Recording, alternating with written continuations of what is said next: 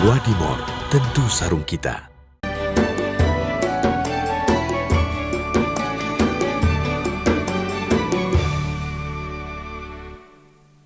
Assalamualaikum warahmatullahi wabarakatuh.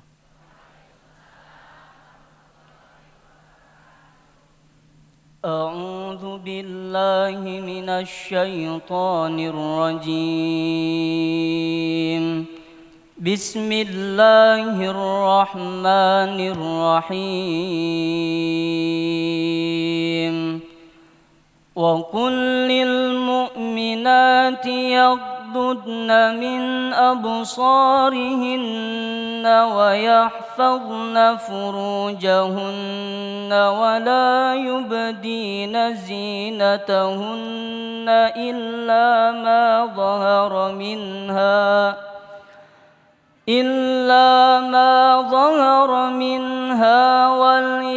وليضربن بخمرهن على جيوبهن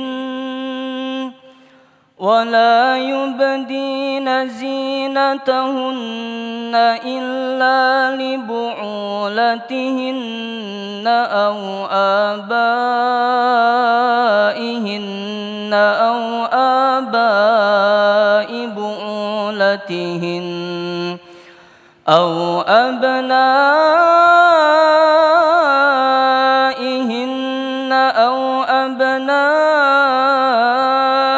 بعولتهن أو إخوانهن أو بني إخوانهن أو بني أخواتهن أو نسائهن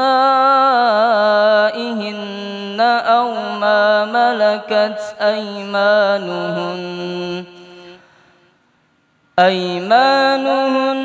أو التابعين غير أولي الإربة من الرجال أو الطفل الذين لم يظهروا على عورات النساء ولا يضربن بأرجلهن ليعلم ما يخفين من زينتهن وتوبوا إلى الله جميعا أيها المؤمنون لعلكم تفلحون Sadaqallahul azim. Assalamualaikum warahmatullahi Assalamualaikum warahmatullahi wabarakatuh. Alhamdulillahirabbil alamin wassalatu wassalamu ala asrofil anbiya'i wal mursalin wa ala alihi washabihi ajmain. Segala puji bagi Allah, pemirsa kita dapat dipertemukan kembali dalam Damai Indonesiaku. Dan hari ini kami bersiaran langsung dari Masjid Jami Al-Munawwaroh, Jalan Bali Raya nomor 1, Babakan, Madang, Kabupaten Bogor. Dan hari ini tentunya kami akan membahas dan mengangkat tema yaitu pornografi perusak moral. Saya Ismailillah Tina sendiri sudah bersama sahabat saya Mas Sofyan yang sudah hadir bersama guru-guru tercinta kita. Silakan Mas Sofyan. Baik, terima kasih Ismi Nadila. Assalamualaikum warahmatullahi wabarakatuh. Alhamdulillahirabbil alamin. Allahumma shalli ala sayyidina Muhammad wa ala ali sayyidina Muhammad. Segala puji bagi Allah pemirsa, kita kembali dikumpulkan dalam Majelis Ilmu Damai Indonesiaku yang pada kesempatan hari ini kita bersiaran langsung di Sentul dan kebetulan alhamdulillah sudah bersama guru-guru kita. Dan pemirsa, betul seperti apa yang disampaikan di video pengantar tadi dan juga sahabat kita tadi bahwa materi yang kita bahas pada kesempatan siang hari ini adalah materi yang akhir-akhir ini cukup membuat kita prihatin dan juga miris. Bahkan Indonesia, salah satu negara yang merupakan muslim terbanyak, justru menjadi urutan ketiga pengakses situs porno terbesar. Ini menjadi hal suatu miris sekali dan juga baru-baru ini baru saja polisi menggerebek di wilayah Jakarta Selatan ada studio produksi situs atau film porno di sana. Nah, kita akan kembali disadarkan oleh guru-guru kita berkesempatan siang hari ini yang insya Allah sudah hadir di tengah-tengah kita. Ada Ustadz Hilmi Firdausi, kemudian juga Ustadz Zaki Mirza dan juga Abah Rod Bahar yang kebetulan juga membawa para santrinya di sini yaitu dari Pondok Pesantren Mama Bakri. Di segmen pertama ini pemirsa, kita akan mendengarkan tausiah bersama-sama yang akan disampaikan oleh Ustadz Hilmi Firdausi dengan subtema yaitu pornografi bagian dari zina. Inilah Dam Indonesiaku yang dipersembahkan oleh Sarung Wadimor, tentu sarung kita. Selamat mengikuti. Fadhil Ustaz. Bismillahirrahmanirrahim. Assalamualaikum warahmatullahi wabarakatuh. Alhamdulillah Rabbil Alamin. Alhamdulillahilladzi khalaqal mauta wal hayata liyabluwakum ayyukum ahsanu amala wa huwal azizul ghafur. Asyhadu an la ilaha illallah wa asyhadu anna sayyidana Muhammadan abduhu wa rasuluh la nabiyya wa la rasula ba'dah. Allahumma fassalli wa sallim wa barik ala hadzal nabiyil karim sayyidina wa habibina wa syafi'ina wa maulana Muhammadin wa ala alihi wa ashabi ajma'in. Rabbi israh li sadri wa yassir li amri wahlul 'uqdatam min lisani yafqahu qawli, amma ba'd. Yang kita hormati, yang kita muliakan orang tua kita, guru kita Abah Rod Bahar, kita doakan beliau dipanjangkan umurnya, disehatkan badannya, diluaskan rezekinya, istiqomah dalam berdakwah, kelak husnul khatimah dan masuk ke dalam jannah. Amin ya rabbal alamin. Mas Sofyan, sahabat perjuangan saya, Ustadz Zaki Mirza, sahabat saya, guru saya, kita doakan beliau istiqomah di jalan dakwah. Amin. Bapak, Ibu, adik-adik semua calon penghuni surga. Amin. Masya Allah, senang yang lihat putih-putih semua ya. Beliau pakai putih, saya hijau berdua nih. Memang zamannya putih sama hijau sedang koalisi sekarang ya. Masya Allah. Tema yang menarik, mengangkat realita yang terjadi di tengah-tengah kita, pornografi. Cocok yang hadir ada emak-emak, ada anak-anak. Ya, anak-anak muda nih ya, gede belum, kecil kagak gitu ya, nanggung, Masya Allah. Bapak sekalian, Islam ini agama yang sempurna, mengatur semua aspek, dari mulai tidur sampai tidur lagi. Dari mulai masalah yang kecil, bersih-bersih sampai masalah bernegara, Islam mengaturnya. Apalagi yang berhubungan dengan kebutuhan, hajat hidup kita sebagai manusia. Kita butuh makan, kita butuh minum, juga ada kebutuhan biologis. Ya, ini 17 tahun semua belum ya? Ya, Islam mengatur kebutuhan biologis manusia. Zuinal nasi hubbus syahwati minan nisa'i wal banina wal qanatiril muqantarati minaz zahabi wal fiddah. Allah Subhanahu wa taala menyampaikan kepada kita bahwa kita ini dilengkapi syahwat, Ibu. Dilengkapi kesukaan, kecintaan kepada siapa? Perempuan, ya, kepada pasangan kita ya, kepada anak-anak, kepada harta, emas, perak, kuda, ya, lalu hewan ternak dan sebagainya. Kita diberikan syahwat. Islam tidak mengekang syahwat, tapi Islam mengatur supaya syahwat disalurkan untuk menjadi pahala dan keberkahan. Bagaimana caranya? Dengan menikah. Tapi ternyata ada orang-orang yang ingin lebih dari itu. Akhirnya di era digital sekarang ramai sekali yang namanya pornografi. Zaman dulu, zaman saya, Ustadz Zaki mungkin, atau mungkin zaman Abah mah kejauhan kali gitu ya.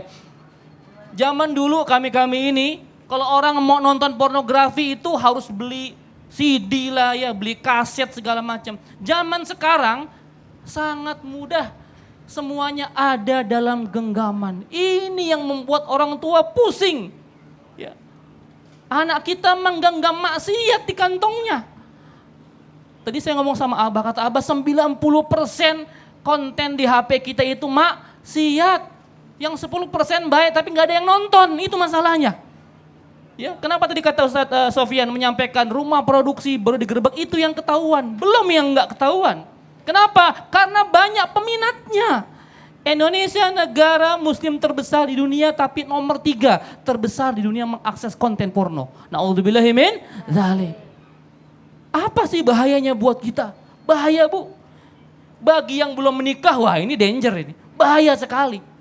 Anak-anakku sekalian, para santri, antum aman. ya tinggal sama abah di pondok aman. Namun teman-teman kita yang sekolah di SMP, di SMA, di kuliah itu mengakses bebas handphonenya. Ya kapan saja mereka mau, itu mereka bisa melihat situs porno. Belum kuat, belum mampu untuk menikah, tapi hasratnya begitu besar, syahwatnya begitu besar, akhirnya terjadilah yang namanya free sex. Itu zaman dulu. Zaman sekarang namanya berubah. Namanya FWB. Ulangi. FW. Ada yang tahu? Nah, bingung kan? Nah, inilah pentingnya kalau ngeliat HP jangan drakor mulu. Ngeliat berita. FWB. Dulu kita free sex, kumpul kebo ya, saman lipen dan sebagainya. Sekarang namanya FWB. Friend with benefit. Apa itu, Bu? Orang Sadeng tahu nggak?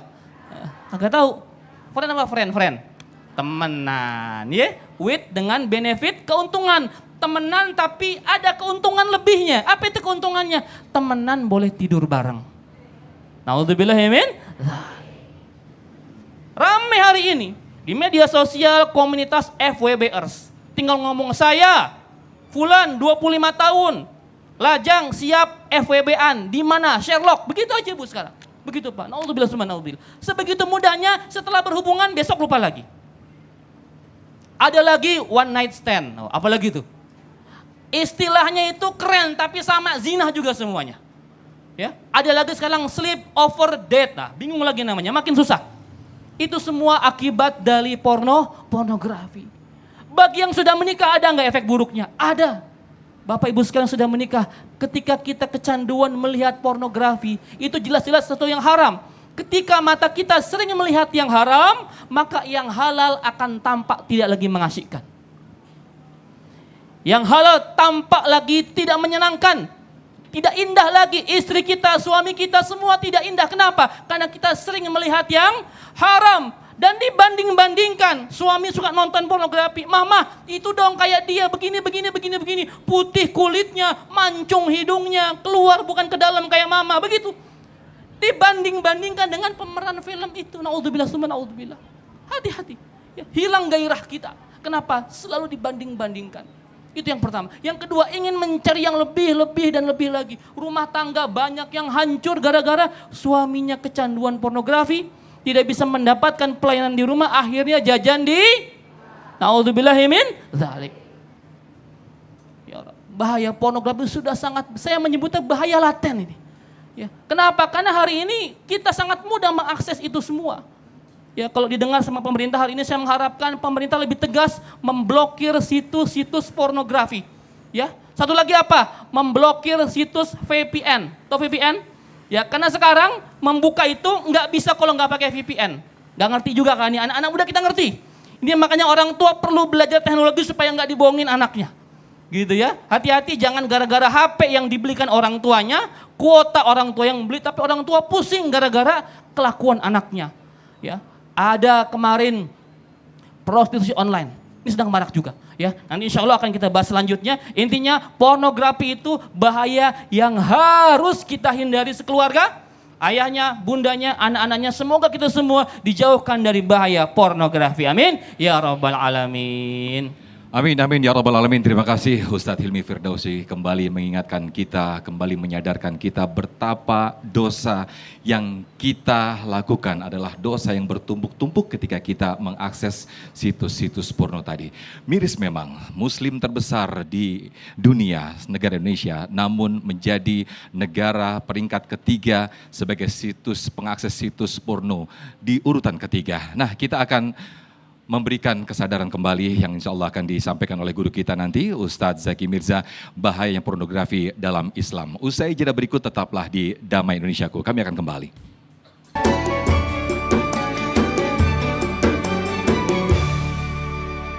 Alhamdulillahirrahmanirrahim pemirsa, masih bersama kami dalam Majelis Ilmu Damai Indonesiaku.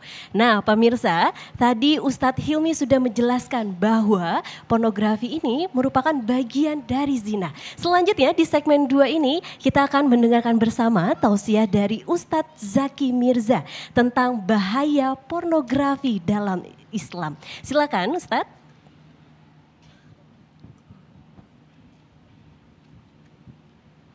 Bismillahirrahmanirrahim.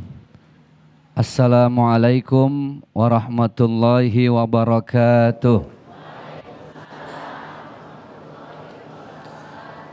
Alhamdulillah alladzi ja'ala al-islam ribatan matinan baina qulubil mu'minin. Assalatu wassalamu ala asyrafil anbiya'i wal mursalin wa ala alihi wa ashabihi ajmain. La ilaha illa anta subhanaka inni kuntu. Pemirsa Damai Indonesiaku TV One dimanapun berada, ayahanda ibunda yang hadir di majlis ini, al-mukarramun wal muhtaramun, yang kami muliakan, senantiasa kami taati, para kiai, para gurunda tercinta, ada Abah Raud Bahar, kita doakan beliau sehat dan panjang umur. Ada sahibil kiram yaitu Al-Ustadz Hilmi Firdausi, mudah-mudahan juga istiqamah dalam dakwah beliau. Ada abang kita, Abang Sofyan, mudah-mudahan selalu istiqamah dalam hijrah dan kebaikannya. Amin ya rabbal alamin. Tadi ngobrol sejenak sama Abah, kalau ternyata di tempat pesantren santri-santri beliau itu enggak dibolehin megang handphone Abah ya. Enggak boleh sama sekali. Ada satu kalimat yang saya petik dari beliau tadi, satu-satunya benteng terakhir, tempat melindungi anak-anak kita dari nilai-nilai pornografi adalah pesantren. Mudah-mudahan jadi generasi yang soleh soleha. Karena emang Bu, ngomongin masalah pornografi itu pintu gerbang utamanya nggak ada yang lain dah, handphone. Betul nggak? Zaman udah canggih, teknologi modern. Nih saya tanya nih ya, Bu, woi, masih hidup?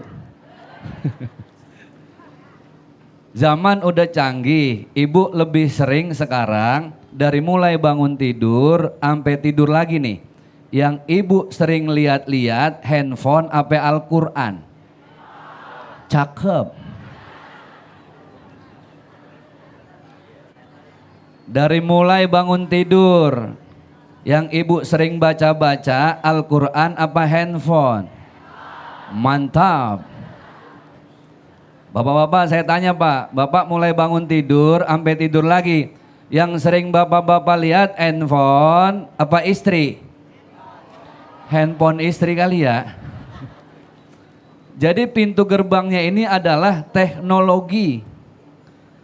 Maka Allah sudah memperingatkan dalam beberapa ayat, Zaharul fasadu fil barri wal bahri bima kasabat aydin nas. Kerusakan di atas muka bumi, daratan, lautan, bukan hanya gempa bumi, tanah longsor, tapi juga kerusakan moral anak-anak kita.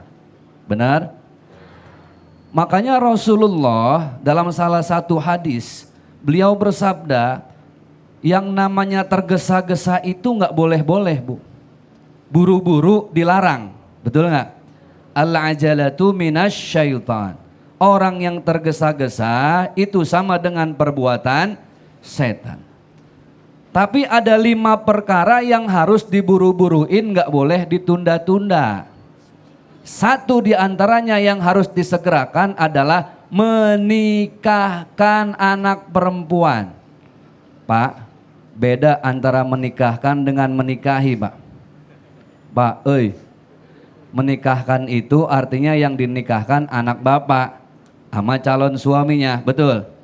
Tapi kalau menikahi berarti Bapak yang menikahi. Kira-kira yang Bapak pilih menikahkan apa menikahi Pak? Ini bininya ngikut semua, kayaknya nggak ada yang berani ya. Jadi ternyata solusi yang terbaik itu yang sudah agama kita berikan adalah menikah.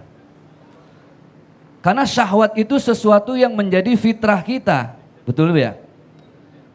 Tidak ada manusia yang tidak Allah titipkan dalam hidupnya dengan syahwat. Semua yang namanya manusia punya nafsu dan syahwat.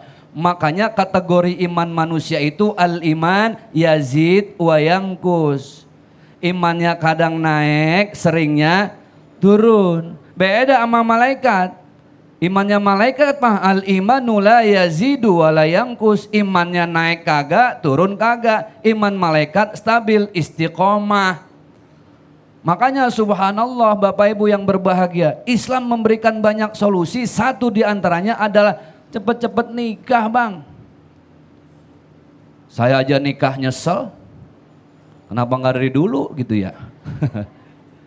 Kenapa? Karena ini justru menjadi faktor yang bisa membentengi nafsu seorang laki-laki. Ada satu kitab namanya Adabun Nisa. Abah mohon diluruskan kalau ada yang salah guru. Yang nulis pengarangnya adalah Syekh Abdul Malik bin Habib As-Sulami. Ada satu kalimat yang indah bagi pasangan suami istri. Ini saya cari bahasa yang betul-betul indah lah ya. Ayyum mamra'atin idza farashat li zawjiha. Kalau ada seorang muslimah perempuan, dia beresin kasurnya. Paham? Bu, paham nggak? Kan urusan perempuan di rumah cuma 3 nih. Dapur, sumur, ulang. Dapur, sumur. Yang paling ibu sering lakuin yang mana nih? Kasur. Getol amat bu. Idza farashat ayyum mamra'atin idza farashat li zawjiha. Ngebenain spray, siap-siap buat ibadah. Paham gak ibadah ini? Paham? Lu bocah tidur aja. Ya. Kalau ada istri siap-siap buat ibadah dengan suaminya, biti binapsiha, dia ikhlas, dia redho. A'toha thawaba mi'atai hijjatin wa umratin. Bayangkan perempuan yang menyiapkan kasur untuk suaminya, mereka beribadah pasangan suami istri, pahalanya ibu sama dengan 200 kali umroh dan haji. Allahu Akbar. Enak gak tuh kira-kira? Baru tahu ilmunya ya. Oh no, ada yang enak Ustadz, enak. Inilah Islam memberikan solusi ketika sudah berumah tangga. Bahkan Masya Allah, pahala seorang istri yang menawarkan dirinya kepada suaminya sama dengan berapa ratus kali umroh? 200 kali umroh. Nah, ntar malam umroh dah bareng-bareng ya. Baik, Masya Allah, terima kasih Ustaz Zaki Mirza telah memberikan pemaparan dan juga penjelasan kepada kita semuanya. Bahwa betul apa yang disampaikan beliau, selain mendapatkan dosa dari Allah Subhanahu wa Ta'ala, ketika kita berkecimpung atau terlibat di dalam pornografi ini, sungguh kerusakan otak yang kita rasakan dan juga bahkan kecanduan. Dan juga Ustaz Zaki Mirza tadi memberikan solusi adalah dengan segera menikah. Namun satu hal yang miris yaitu 2 di antara pelaku yang didapatkan dari penggerebekan oleh pihak kepolisian kemarin yang terjadi di Jakarta Selatan di rumah produksi film porno ini adalah 2 itu yaitu pasangan suami istri. Nah ini menjadi suatu istighfar dan juga suatu keprihatinan bagi kita semuanya. Lantas seperti apakah bahaya dan juga bagi pelaku pornografi ini? Insya Allah akan dijelaskan oleh Abah Rotbahar sesaat lagi. Tetaplah di Damai Indonesiaku yang dipersembahkan oleh Sarung Wadimor, tentu sarung kita. Baik, terima kasih pemirsa, Anda masih di Damai Indonesiaku. Tadi yang seperti dijelaskan oleh guru-guru kita, Ustaz Zaki Mirza tadi menjelaskan betapa bahayanya bagi pengakses pornografi ini selain jelas mendapatkan dosa dari Allah Subhanahu wa Ta'ala, tapi juga mendapatkan rusak yang otak dan ataupun mendapatkan kecanduan otak yang rusak. Nah, di segmen ini pemirsa, seperti apakah hukum bagi pelaku pornografi dalam Islam? Insya Allah akan dijelaskan sesaat lagi bersama Abah Rotbahar. Silakan Abah.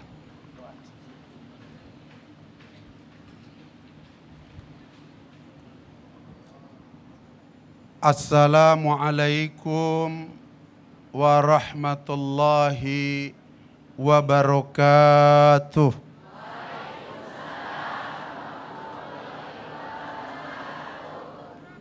Alhamdulillahilladzi qala fi kitabihil karim wa huwa asdaqul qailin. A'udzu billahi as-sami'il 'alim minasy syaithanir rajim. Wala taqrabuz zina innahu kana fahisha wa sa'a sabila. Salawatullahi wa salamuhu ala sayyidina wa habibina wa syafi'ina wa maulana Muhammadin sallallahu alaihi wasallam alladhi qala fi ba'di hadisihi ma min dhanbin ba'da syirki a'dhamu 'indallahi min nutfati ja'alaha fi rahmi la yuhallil. Sadaqallahul azim wa sadaqa rasuluhun nabiyul karim wa nahnu ala dhalika minasyahidina wasyakirin walhamdulillahi rabbil alamin. Terlebih dahulu dari lubuk hati kita yang paling dalam, kita ingin berterima kasih dan bersyukur kepada TV One dalam acara Damai Indonesiaku yang telah menjadikan kita semua duduk di dalam salah satu taman dari taman-taman surganya Allah Subhanahu wa Ta'ala. Ada 3 taman surga di dunia ini, kata Rasulullah Sallallahu Alaihi Wasallam. Yang pertama adalah masjid. Yang kedua adalah majelis zikir. Sedangkan yang ketiga nun jauh di sana, di Saudi Arabia, Madinatul Munawwarah, 14,5 abad yang silam Rasulullah Sallallahu Alaihi Wasallam bersabda, ma baina baiti wa mimbari raudatun min riyadil jannah. Antara rumahku dengan mimbarku adalah salah satu taman daripada taman-taman surganya Allah Subhanahu wa Ta'ala. Sedangkan yang keempat, Rasulullah Sallallahu Alaihi Wasallam bersabda, idza marartum biriyadil jannah farta'u. Apabila kalian melewat kepada salah satu taman daripada taman-taman surganya Allah Subhanahu wa Ta'ala, hendaklah kalian mampir. Para sahabat bertanya kepada Rasulullah SAW, wa ma biriyadil jannah ya Rasulullah. Rasulullah SAW menjawab, qala majalisul ilmi. Kata Rasulullah SAW bahwa salah satu taman daripada taman-taman surganya Allah Subhanahu wa Ta'ala, tempat di mana tempat itu dijadikan tempat majelis ilmu.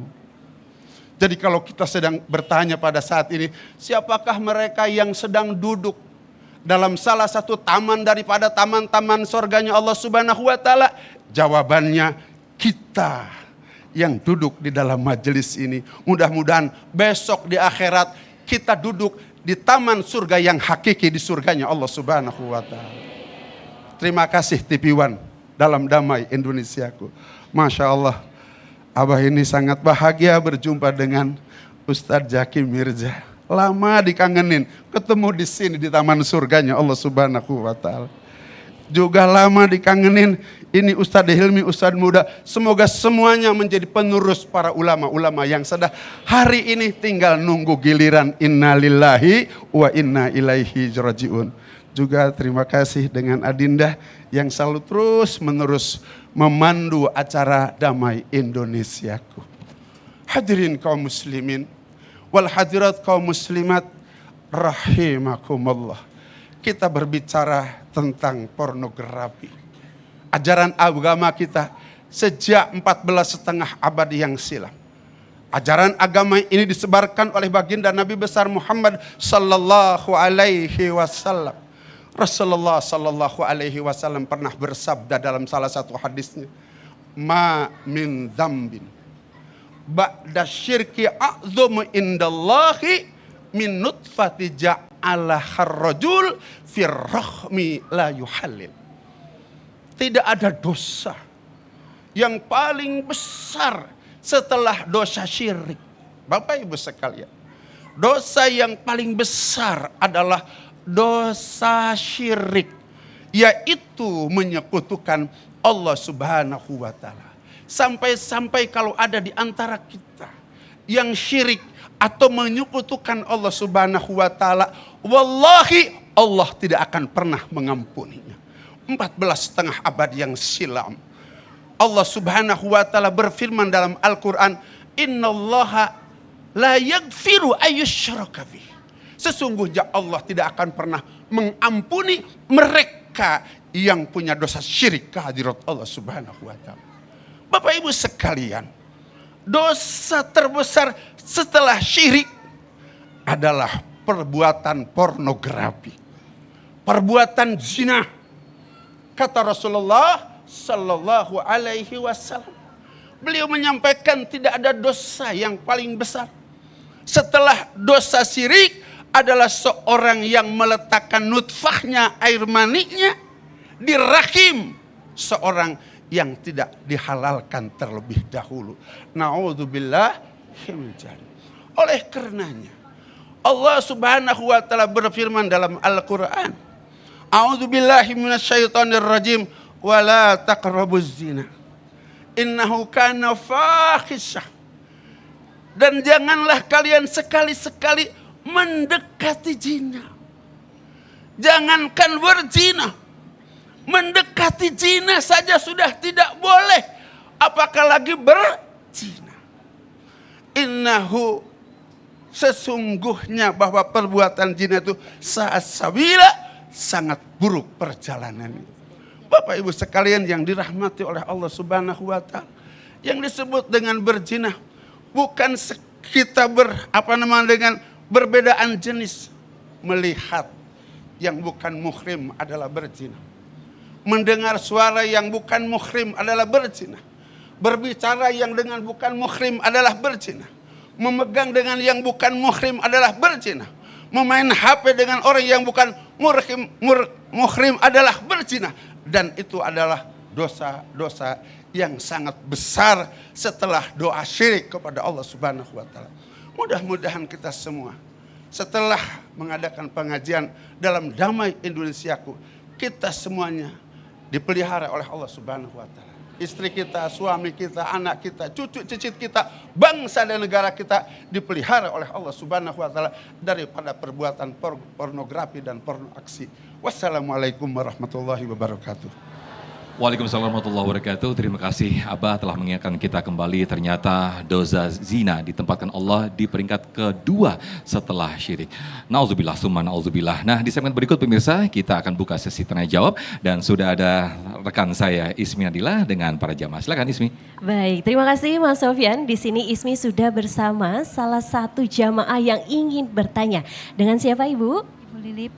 Baik, Ibu silakan pertanyaannya. Iya, saya mau bertanya, bagaimana caranya kita, anak-anak kita supaya terhindar dari pornografi dari zaman yang digital ini? Tolong penjelasannya para guru. Wassalamualaikum warahmatullahi wabarakatuh. Waalaikumsalam warahmatullahi wabarakatuh. Masya Allah, pertanyaan yang menarik di era digital ini ya, tetapi akan dijawab setelah pesan-pesan berikut ini. Tetap di Damai Indonesiaku. Baik, terima kasih pemirsa, Anda masih di Damai Indonesiaku, sedikit mereview apa yang tadi ditanyakan oleh Ibu Lilip, yang insya Allah nanti akan dijawab bersama-sama oleh guru-guru kita. Ibu Lilip tadi menanyakan bagaimana membentengi anak-anak kita, generasi muda kita dari pornografi dan juga porno aksi di era digitalisasi yang serba tidak terbendung ini Ustadz. Terlebih dahulu saya persilakan Ustadz Hilmi Firdausi untuk menjawabnya, silakan Ustadz. Hari ini semua punya handphone ya Bu ya? Punya dari mulai presiden sampai pembantu rumah tangga, sampai dari mulai konglomerat sampai kuli kasar, semua punya handphone. Tidak mungkin kita menghindarkan benda ini dari kehidupan kita, termasuk anak-anak kita. Ya, termasuk anak-anak kita.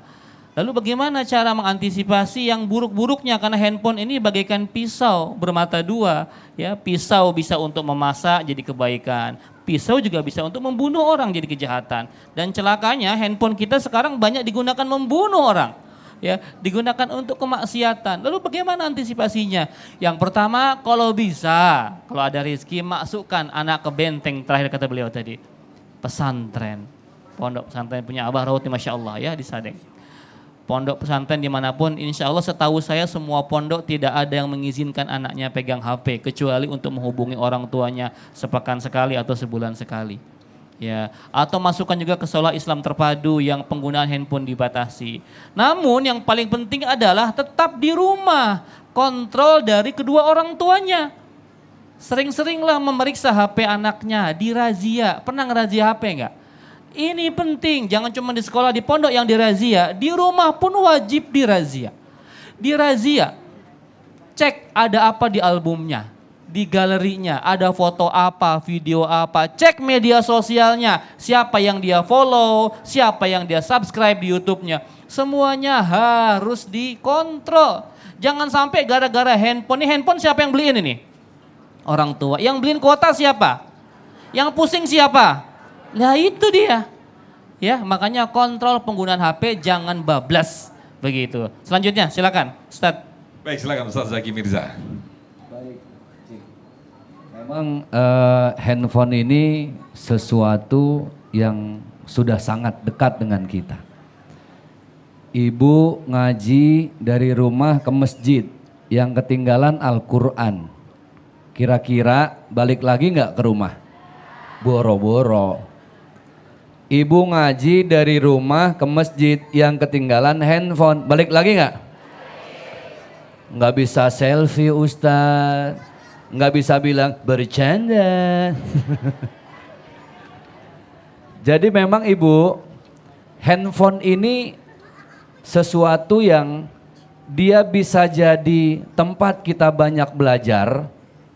Sekarang tutorial banyak, betul nggak? Bikin kue lihat di mana? YouTube. Tutorial make up lihat di YouTube. Itu udah lihat tutorial aja masih salah. Make up blush on kanan merah, yang kiri biru. Sekarang sudah serba di YouTube. Jadi ibu mau belajar dari handphone bisa, atau mau nambahin dosa dari handphone juga bisa. Fa'alhamaha fujuraha wa taqwaha. Kita dikasih dua kecenderungan. Kecenderungan berbuat baik dan berbuat jahat. Ingat kata Allah, qad aflaha man zakkaha wa qad khaba man dassaha. Orang yang paling beruntung itu orang yang menang melawan hawa nafsu setan dari handphone. Tapi yang mengikuti kejahatan itu rugi. Lagi bu, sekarang ibu baca Al-Quran dari handphone. Bagus ayatnya. Hal ataka haditsul ghasyiyah wujuhu yawma idzin khasyiyah. Notifikasi masuk. Tring, ada WhatsApp dari Besti. Bu Aji jangan lupa cicilan panci. Buyar itu aja. Jadi memang ya silahkan handphone, tapi carilah ilmu, carilah pahala dari handphone sebanyak-banyaknya. Seperti itu. Baik, Masya Allah Ustaz Zaki Mirza atas penjelasannya. Dan nanti insya Allah akan dijawab Abah Rod Bahar ke penanya selanjutnya. Silakan Ismi. Baik, terima kasih Mas Sofyan. Di sini Ismi sudah bersama jamaah selanjutnya yang ingin bertanya. Siapa namanya? Nazar. Oke, baik. Silakan pertanyaannya. Terima kasih. Assalamualaikum warahmatullahi wabarakatuh. Abah dan Ustadz sekalian. Ini yang untuk yang sudah bernikah nih Ustadz. Pernah bertanya ke teman. Kok masih nonton begituan sih? Terus jawabannya, buat variasi bro. Gitu jawabannya Ustadz. Biar gak monoton katanya sama istri. Nah saya bertanya, apakah itu dibolehkan buat yang suami istri? Atau emang gak boleh gitu Ustadz? Itu aja Ustadz, makasih. Assalamualaikum warahmatullahi wabarakatuh. Waalaikumsalam warahmatullahi wabarakatuh. Silakan Ustadz Abah. Silakan Abah. Emang kurang variasi seperti apa lagi sih? Silakan Abah. Bagaimana nih jawabannya? Pertanyaan yang cukup luar biasa. Begitu mudah-mudahan Abah bisa menjawab lewat ilham daripada Allah Subhanahu wa taala, sehingga yang sampai kepada hati-hati semua betul-betul merupakan hidayah. Bapak Ibu sekalian yang dirahmati oleh Allah Subhanahu wa taala, menurut pandangan ahli tarbiyah, ahli pendidikan, bahwa milieu, ini mohon menjawab semuanya dari satu sampai yang terakhir. Milieu itu ada tiga. Yang pertama adalah lingkungan rumah tangga. Yang kedua adalah lingkungan pendidikan, sekolah atau pondok pesantren. Dan yang ketiga adalah lingkungan masyarakat. Sehebat apapun kita mendidik anak di lingkungan rumah tangga, sholat 5 waktunya nggak pernah tertinggal. Kemudian baca Qur'annya tidak pernah tertinggal. Dan pelajaran akhlaknya diberikan kepada anak kita. Kemudian yang kedua, sehebat apapun seperti Abah mendidik anak-anak santri nih, yang sudah belajar memakai imamah, calon-calon ulama, calon-calon kiai, calon-calon hafiz dan calon-calon hafizah, insya Allah. Begitu, sehebat apapun Abah mendidik mereka di pondok pesantren. Sehingga mereka setiap malam bangun qiyamul lail. Setiap datang sholat 5 waktu tidak ada yang tidak berjamaah. Karena kalau tidak berjamaah, botak anak-anak ini. Takut semua. Kemudian hari-hari mereka berzikir menghafal Al-Quran. Tapi ketika lepas daripada 2 melia ini, mereka bergaul di luar rumah tangga, di luar pendidikan. Itu akan dihancurkan oleh hanya pergaulan mereka. Terutama saat sekarang di zaman modern. Handphone itu tadi kita sudah bincang-bincang. 95% itu madorat. Hanya 5% itu ada manfaatnya. Yang 5% itu tidak pernah ditonton. Jadi yang ditonton semuanya yang madorat saja. Sekarang bukan lagi pendidikan yang di rumah tangga itu baik, yang di pondok itu baik. Maaf, itu anak kecil usia 6 tahun, usia 7 tahun. Kalau tidak diberikan handphone oleh ibunya, marah-marah. Naudzubillahi min dzalik. Oleh karenanya ketika kita bertanya tentang solusi, kira-kira kemana anak itu sekarang mau diberikan pendidikan, satu-satunya solusi adalah pondok pesantren. Masukkan ke pondok pesantren. Dan pondok pesantren Abah ini nggak bayar. Tidak bayar. Nggak ada uang bangunan. Padahal bangunannya paling bagus di Bogor Barat. Begitu. Kemudian punya mobil, punya semua fasilitas luar biasa. Insya Allah. Baik, terima kasih Abah Rod Bahar. Intinya tetap wala taqrabuz zina ya, jangan mendekati zina meskipun apapun itu alasannya, karena itu termasuk pada zina mata ya Abah ya. Nah pemirsa, di segmen berikut, segmen 5, kita akan masuk di segmen ngobrol syariah yang nanti insya Allah akan berbicara tentang investasi dalam Islam. Sudah bersama Ibu Dr. Murniati atau Madam Ani. Sesaat lagi tetaplah di Damai Indonesia Aku.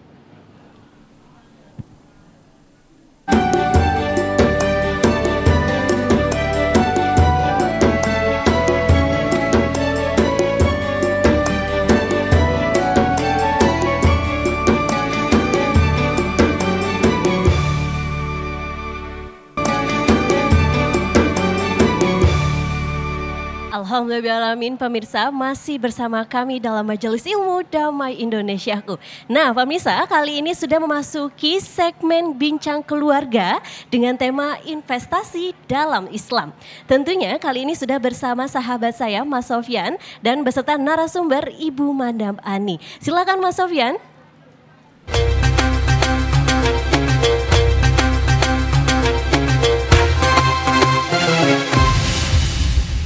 Baik, terima kasih pemirsa. Kita masuk di segmen Ngobrol Syariah. Sudah bersama saya Dr. Ibu Murniati. Assalamualaikum Dokter. Madam Ani ya.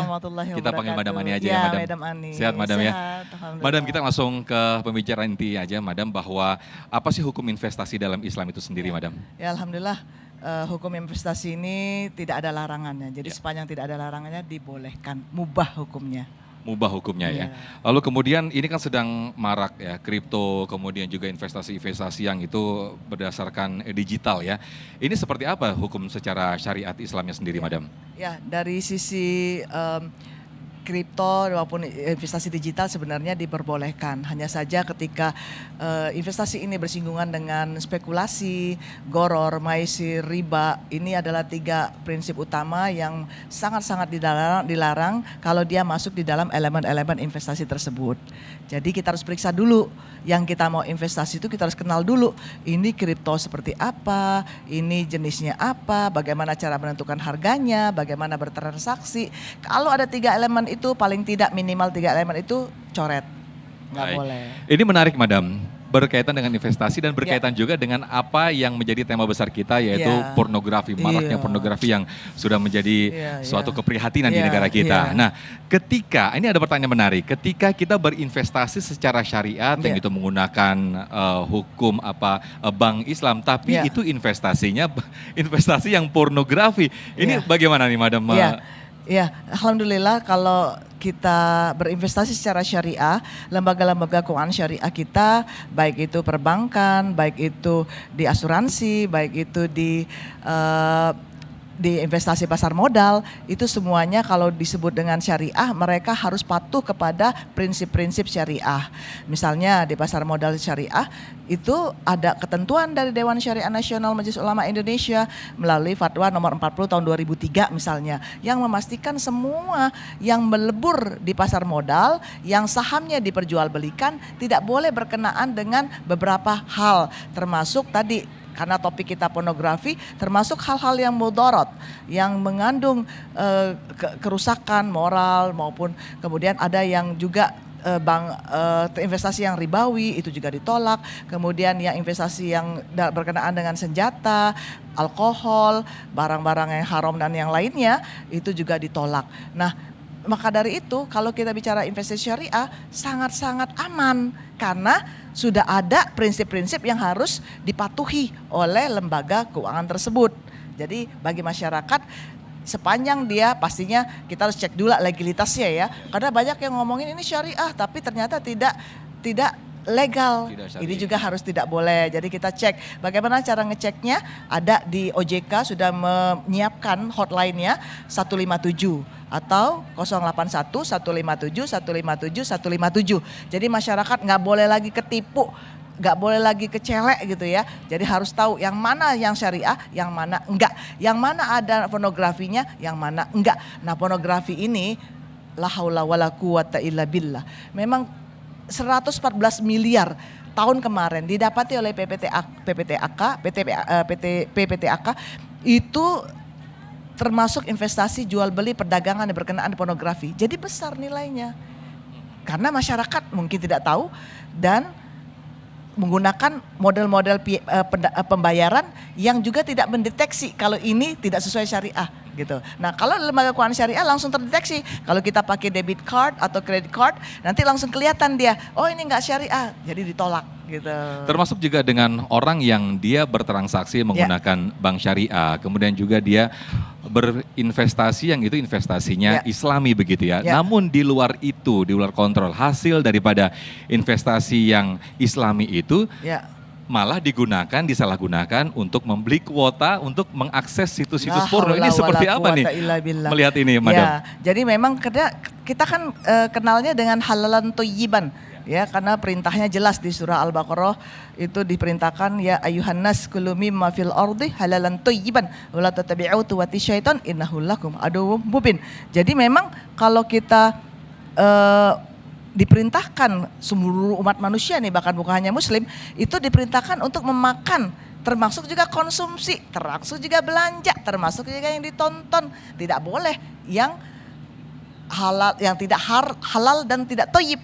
Nah, termasuk juga nonton pornografi, termasuk juga dilarang. Jadi jangan sampai kita udah dapat yang halal dari investasi, dari kerja yang baik, tapi ternyata belanjanya, konsumsinya justru dilarang oleh Allah.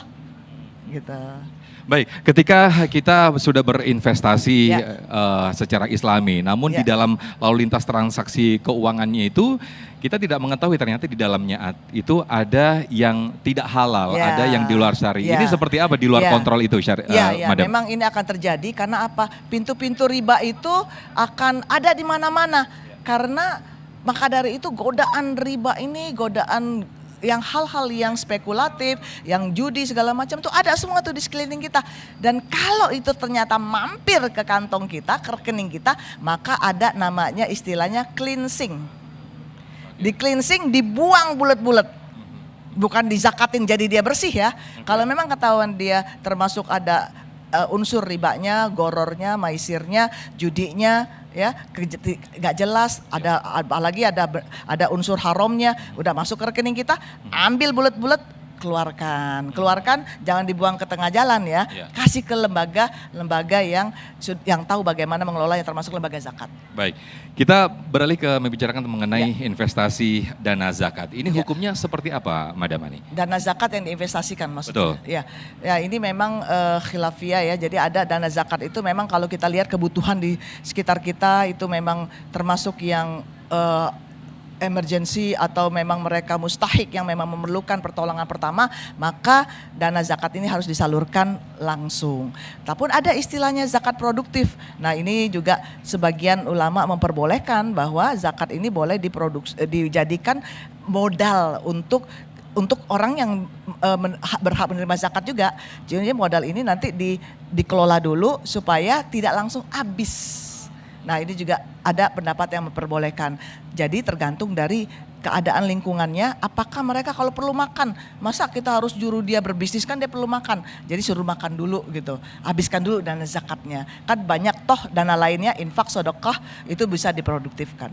Meskipun keuntungan itu lebih besar bagi si mustahik ini bagaimana hukumnya nih, Madam Ani? Ya, jadi kita lihat ketika kita menimbang banyak manfaatnya, ini bisa jadi nanti manfaat ini dipertimbangkan bahwa ini ternyata mustahiknya lebih memerlukan supaya sustainability. Nah sekarang kan kita banyak bicara soal sustainable finance, bagaimana berkelanjutan biar nggak habis, biar langsung dia produktif, dia bisa berdiri dan bahkan bisa menjadi muzaki di hari-hari kebesoknya. Baik, sementara untuk investasi syariah ini sangat luas sekali kita bicarakan ya, Madam Ani.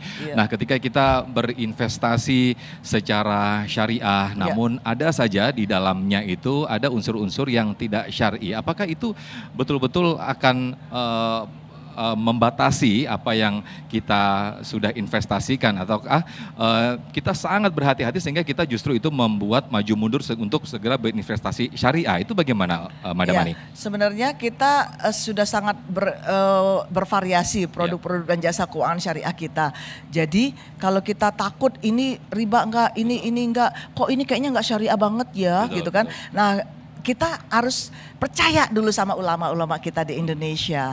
Mereka rutin duduk bersama, bermusyawarah, menentukan ini produknya syariah apa enggak, memberitahukan kepada publik. Mereka tergabung di dalam namanya Dewan Syariah Nasional Majelis Ulama Indonesia. Jadi kalau misalnya sudah ada fatwanya, sudah ada Dewan Pengawas Syariahnya di lembaga tersebut, insya Allah ini terjamin karena pemerintah juga mengawasi. Jadi mereka tidak semerta-merta ya membuat operasional perbankan ataupun pasar modal syariah maupun apapun, tapi harus ada badan pengawasannya. Jadi jangan khawatir, justru ini sangat kurang sekali. Kita literasinya kurang, inklusinya juga kurang, masih 9%-an literasi kita terhadap keuangan syariah dan inklusi kita baru sekitar 12%-an. Dan ini harapannya bisa lebih banyak lagi melalui acara kita hari ini menarik supaya jangan khawatir masyarakat muslim atau masyarakat siapa aja, nggak harus muslim dong, siapa aja boleh berinvestasi syariah. Baik, terima kasih Madam Ani. Masya Allah tidak terasa waktu kita sudah habis dan kita akhiri untuk ngobrol syariah nanti. Dan insya Allah di Sabtu-Sabtu depan kita akan masuk di segmen-segmen yang lebih menarik lagi. Tetaplah di Damai Indonesiaku. Terima kasih.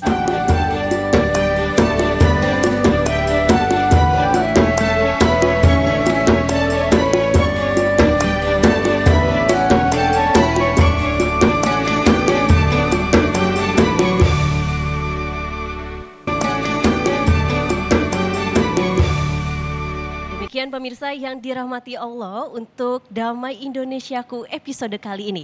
Semoga tausiah dari guru-guru tercinta kita dapat diterapkan dan dilaksanakan bersama-sama. Akhir kata saya Ismina Dila. Dan saya Muhammad Sofyan, mewakili kru yang bertugas serta pendukung acara ini, Sarung Wadi Mortentu, sarung kita, mengucapkan terima kasih. Dan akhir kata, wassalamualaikum warahmatullahi wabarakatuh. Mari semuanya kita berdoa kepada Allah Subhanahu wa Ta'ala. Allahumma ya Allah, kami jamaah Majelis Taklim Damai Indonesiaku datang ke hadiratmu ya Allah, agar Engkau dapat memelihara kami, istri kami, suami kami, putra-putri kami, bangsa negara kami, terutama para pimpinan kami, dari bahaya pornografi dan porno aksi. Birahmatika wa izzika wa hirsika ya akramal akramin wa ya mujibas sailin. Rabbana atina fid dunya hasanah wa fil akhirati hasanatan wa qina adzabannar wa adkhilnal jannata ma'al abror ya azizu ya ghaffar ya rabbal alamin. Subhana rabbika rabbil izzati amma yasifun wa salamun alal mursalin walhamdulillahi rabbil alamin.